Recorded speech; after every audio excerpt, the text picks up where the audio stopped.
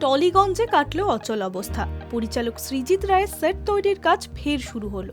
সেটে হাজির টেকনিশিয়ানরাও। এই সেট তৈরির কাজ বন্ধ থাকায় তৈরি হয়েছিল জটিলতা। তবে সোমবার সকাল থেকে সিরিয়ালের সেট তৈরির কাজ নতুন করে শুরু হয়েছে। বিগত বেশ কয়েকদিন ধরে পরিচালক সৃজিত রায়ের সেট তৈরির কাজ বন্ধ ছিল। তবে শেষ পর্যন্ত অরূপ বিশ্বাস এবং ইন্দ্রনীল সেন এই দুই মন্ত্রীর হস্তক্ষেপে জট কেটেছে। শনিবার দিন থেকে বিভিন্ন শুটিংয়ের যে জটিলতা ছিল তা কেটে গিয়েছে। তবে রবিবার সেকেন্ড সানডে হওয়ায় বিভিন্ন ধারাবাহিকের কাজ বন্ধ থাকে। তাই সোমবার থেকে শুটিং ফ্লোরের কাজ শুরুর কথা ছিল। টেকনিশিয়ানরাও শুটিংয়ের সেট তৈরির কাজে আসবেন সে কথা জানা গিয়েছিল। যেমন কথা তেমনই কাজ। সোমবার থেকে কাজ শুরু হয়ে গিয়েছে। সৃজিতের আসন্ন ধারাবাহিকের ফ্লোর তৈরির কাজ শুরু হয়েছে জোর কদমে। দ্রুততার সঙ্গে চলছে কাজ। তবে এতদিন কাজ বন্ধ থাকায় অবশ্য ধারাবাহিকের সম্প্রচার কিছুটা হলেও পিছিয়েছে।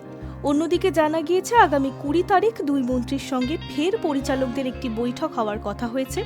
আগেই 16 দফা দাবি জানিয়েছিলেন পরিচালকরা। তার মধ্যে অন্যতম মূল দাবি ছিল, যেখানে 60 জন টেকনিশিয়ান লাগছে না সেখানে কেন কম টেকনিশিয়ান নিয়ে কাজ হবে না। ফেব্রুয়ারির 20 তারিখ এই 16 দফা দাবি নিয়েই পরিচালকদের সঙ্গে মন্ত্রী অরূপ বিশ্বাস এবং ইন্দ্রনীল সেনের বৈঠকের কথা হয়েছে, এমনটাই জানা যাচ্ছে।